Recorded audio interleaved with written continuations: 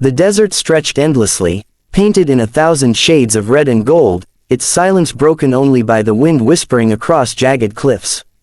In that silence walked a man named Taza, his broad shoulders dark against the burning horizon, his steps steady though his spirit carried weight no eyes could see. He had once been a man of laughter, of songs sung around the fire when he was young and love had seemed unshakable. He had once believed that the vows of marriage were stronger than the pull of temptation. But the day he returned from a hunt and heard the hushed laughter of his wife in another man's lodge, his heart had cracked with a sound only he could hear. He had not shouted, nor raised his weapon in anger. His silence had been louder than any battle cry, and it followed him even now, years later, haunting each step he took. He told himself love was no longer a part of him, that his heart was stone, untouchable, safe. Yet beneath the stone lay a wound that never healed, only scabbed over, waiting for the right moment to bleed again. Not far beyond the borders of his people's land stood a town called Dry Creek, small and struggling against the desert, its buildings of raw wood worn down by heat and dust. Wagons rattled in with new families each season, settlers chasing promises of fertile land and new beginnings, but more often than not they found only hardship. Among them lived Sarah Whitfield, a woman who once knew comfort but now scraped by with the grit of survival. Her husband had been a dreamer, a man who spoke of gold in the mountains and riches beyond imagination, but dreams had been his downfall. Cards and debts had eaten him alive, and sickness had taken what little remained. When he died, Sarah was left behind with nothing but a cabin barely standing and the reputation of a woman cursed with misfortune. She was fair-skinned with sunburnt cheeks, her once soft hands roughened by washboards and buckets, her dresses worn thin but always kept clean. Each morning, she rose before the town stirred, fetching water and scrubbing laundry for those who would pay her a few coins. She endured the whispers of women who pitied her and the sharp stares of men who looked at her with judgment or worse. She had long since learned that in Dry Creek, a widow's place was a fragile one, pitied but not respected, spoken of but never defended. Yet she carried on because there was no choice. Her nights were lonelier than the days, the small cabin echoing with silence, the memory of what she had lost creeping into every corner. She prayed sometimes, asking God why she had been left behind, but no answer came. It was one dusky evening when fate saw fit to change her course. She had taken her mule and rickety cart to the river, as she did often, to collect water for her washing. The river was higher than usual, the rains from the north swelling its current, making it swirl with deceptive strength. She leaned down with her bucket, skirts brushing the water's edge, when her foot slipped on the slick rock.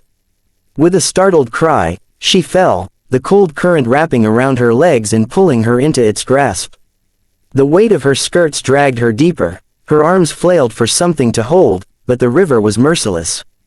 Panic shot through her chest as water filled her mouth, her lungs screaming for air. She thought of her husband, of the life that had ended so bitterly, and she thought perhaps her end had finally come too. But through the rush of the river came arms stronger than the current. A figure cut through the water with the surety of one who belonged to it, and in moments she was pulled upward, breaking the surface with a gasp so loud it echoed in the canyon walls. She coughed, sputtered, clinging to the solid bank as she was dragged safely onto dry land. The man who had saved her stood dripping beside her, his chest rising and falling with calm strength, his face shadowed by wet strands of black hair. His eyes, dark and piercing, studied her in silence. She knew at once he was Apache. His skin was bronzed by sun, his frame tall and unyielding, his presence carrying the quiet power of a man who had survived both nature and battle. Her first thought should have been fear, for the town often spoke of the Apache with suspicion, telling stories of raids and violence. But Sarah felt none. Instead, she was struck by the stillness in him, the kind of silence that carried both strength and sorrow. She tried to speak, but only coughing came. He reached out as if to steady her, then stopped, as though uncertain she would want his touch. She nodded weakly, her lips trembling, and finally whispered, "Thank you." He gave no reply, only a brief, unreadable look before turning away. His movements were as quiet as the wind, and in moments he was gone, leaving her shivering on the riverbank, her heart pounding not only from fear but from something deeper, something she did not yet understand. In the days that followed, Sarah could not keep her thoughts from him. She wondered who he was, where he lived, why he had been near the river at all. Sometimes when she walked into town, she thought she saw his shadow at the edge of the hills, watching, though never close enough to frighten her. Once, when she returned to the river, she saw him across the water, standing silent, his gaze upon her for only a moment before he turned away. She should have avoided him, should have listened to the voices that warned her of danger. Yet something in her longed for that presence, that sense that she was not entirely invisible to the world. The townsfolk noticed her distracted glances, and soon the whispers grew sharper. "The widow's gone mad," they said, wandering too near the Apache. Some men sneered openly when she passed, others muttered that she was no better than her husband, cursed to bring shame. The words hurt, but what cut deeper was the loneliness that had already been there long before their whispers. One evening, when the sun had just dipped behind the hills and the sky was painted in violet and rose, Sarah gathered the courage to leave a small loaf of bread on the riverbank.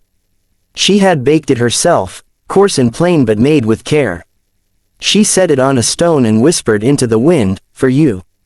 She turned to leave, her heart pounding with foolishness, when she heard the soft crunch of footsteps. She turned back and saw him, the Apache man, standing a few paces away. His gaze flicked from the bread to her, then back again. Slowly, he stepped forward, picked it up, and held it in his hand. He looked at her with eyes that carried years of silence and pain, then gave the smallest nod before retreating into the shadows. From that night, something unspoken grew between them. He appeared more often now, though always at a distance, like a guardian whose presence was felt more than seen. Sarah found herself walking to the river not just for water but for the chance of seeing him, even if only for a glance. The loneliness in her heart began to shift, replaced by a fragile thread of hope. She told herself it was nothing, just gratitude for a man who had saved her life. Yet deep within, she knew it was more. For Taza, too, something stirred. He had not meant to linger near her, had not meant to care, but her eyes, their sorrow, their strength, reminded him of something he thought he had lost forever. He tried to silence the stirring inside him, to remind himself of the pain betrayal once brought. But each time he saw her, each time she looked at him without fear, the stone around his heart began to crack. The weeks passed with a rhythm both fragile and uncertain, as though each day carried them closer to something neither dared to name. Sarah found herself walking through Dry Creek with her chin lifted a little higher, though inside she still carried the ache of loneliness. She worked harder than ever, scrubbing clothes until her hands ached, cooking in the boarding house kitchen until the heat left her faint. But through it all, there was the knowledge that somewhere near the edge of town, somewhere beyond the horizon of suspicion and whispers, he was there.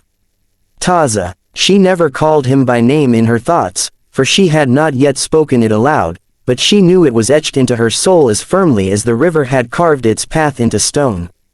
The town, however, was not blind. Rumors had a way of traveling faster than truth, and soon her kindness, her quiet meetings near the river, became fodder for cruel tongues. One evening as she left the boarding house, her basket heavy with leftover bread she had been given in payment, 3 men waited for her in the shadows of the street. Their boots scraped against the dirt, their breath thick with whiskey, their eyes sharp with judgment disguised as authority. "Evenin', widow," one of them drawled, his lips curling into a sneer. "You think we don't notice the company you keep? You shame your husband's name, runnin' after a savage." Sarah froze, her fingers tightening around the basket's handle. She tried to step past them, but another man blocked her way, his hand gripping her arm with a force that made her flinch. "Don't walk away, we're talkin' to you," he growled. His words dripped not with concern but with the thrill of power, the kind men find when they sense weakness. Before fear could steal her voice, a figure stepped out of the darkness. Taza moved with the silence of the desert night, yet his presence struck like thunder.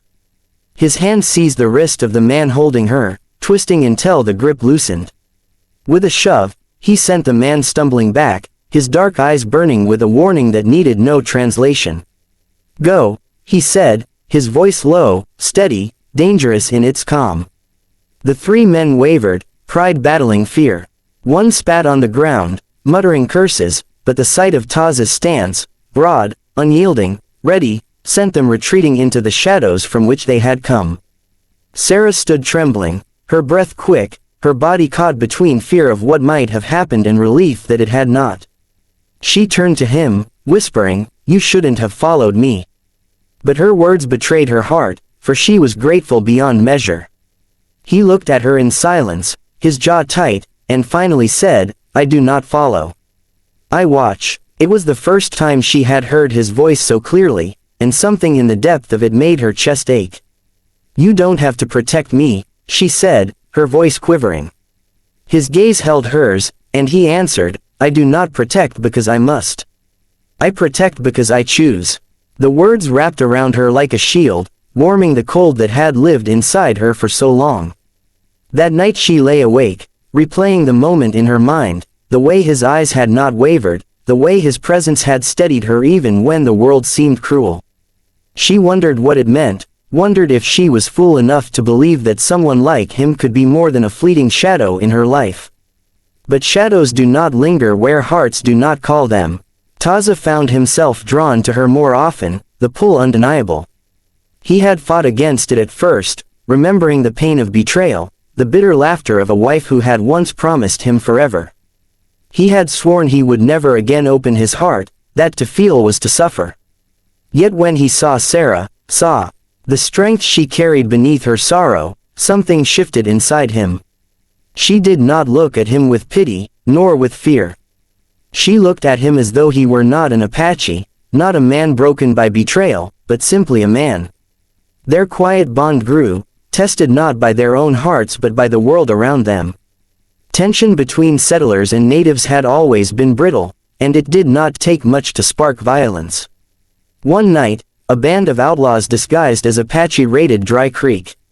They came screaming into the town with fire and guns, setting cabins alight, their faces painted to stir hatred. Panic tore through the streets as families fled into the desert, clutching children and belongings, their trust in peace shattered. Sarah's cabin was among the first to catch fire, the dry wood blazing fast, and she barely escaped with the clothes on her back. It was Taza who found her in the chaos, his hand gripping hers, pulling her from the smoke as flames licked the night sky. She stumbled beside him, coughing, blinded by tears, but he did not let go. He led her away from the burning town, into the shelter of the hills where the fire could not reach. From the ridge, they looked back at the destruction below, the town they both had known swallowed by flames and hatred. Sarah sat trembling, her arms wrapped around herself, tears streaking her soot-covered face. "It's all gone," she whispered. "Everything I had, it's all gone again." Her voice cracked on the last word, and her body shuddered with the weight of too many losses. Taza knelt beside her, his hand hovering near her shoulder before he finally let it rest there, steady and strong. "You are not gone," he said quietly. "Fire takes wood. It cannot take you." She turned to him then, meeting his gaze in the glow of the flames far below. In his eyes she saw not pity but belief, and it steadied her in a way she had not felt in years. "I don't know if I can start again," she confessed, her voice breaking. His answer came slowly, heavy with meaning. "I thought once that I could not start again. I was wrong." The truth of his words cut through her sorrow, and for a long moment they sat in silence, two souls carrying wounds the world had inflicted, finding in each other the courage to face them. The fire crackled in the distance, but around them the night was quiet, as though holding its breath. It was then, without rush, without fear, that she reached for his hand. He hesitated only a heartbeat before his fingers closed around hers, rough and calloused yet gentle. The connection was simple, yet it carried the weight of promises unspoken. Sarah felt her chest swell with something she thought she had lost forever, hope. The kiss came not long after, not in passion's haste but in love's patience. He leaned toward her, his forehead touching hers first, his breath mingling with hers as though asking permission. When their lips met, it was not the desperate kiss of two lonely souls seeking escape, but the steady, final kiss of two hearts choosing. It was the kiss of a man who had carried betrayal for years and finally chose love instead. It was the kiss of a woman who had been cast aside by fate yet dared to believe she was not cursed, not unworthy. When they drew back, her tears were no longer of sorrow but of release. She rested her head against his chest, hearing the steady beat of his heart, and whispered, "Maybe we don't have to lose again." He held her close, his hand brushing her hair with a tenderness he thought long buried. "No," he said softly, with a conviction born of pain turned into strength. "Not again." And in that quiet moment beneath the desert stars, with the flames of destruction behind them and the promise of uncertain tomorrows ahead, Taza and Sarah found what they had thought lost forever. Not just love, but the courage to choose it,